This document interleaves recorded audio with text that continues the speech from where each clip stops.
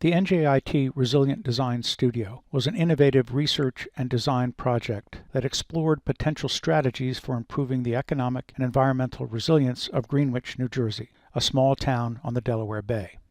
The project consisted of a one-semester design studio plus a 2-week intensive used to create an online toolkit summarizing the results and key findings from the studio itself.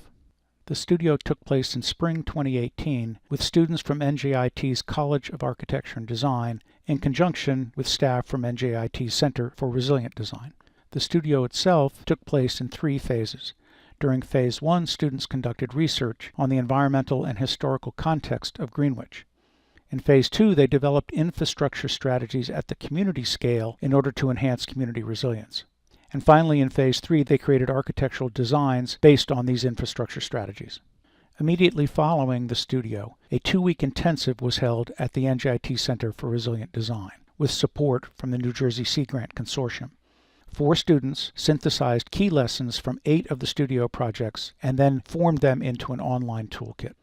The online tool that the students created consists of 5 YouTube videos.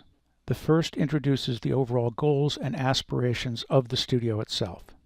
The second summarizes the research activities undertaken by the students and the results. The third illustrates successful infrastructure strategies for Greenwich that work at the community scale. The fourth highlights the designs that were created. And then finally there is a conclusion that wraps the entire process together as a potential model for other jurisdictions. The videos were created by the students and delivered by the students and their instructor, Susan Bristol. You can check them out at greenwichdesignstudio.org. It is hoped that the research plus design process undertaken in the studio and described in the online toolkit can serve as a useful model for other shorefront communities facing similar economic and environmental challenges.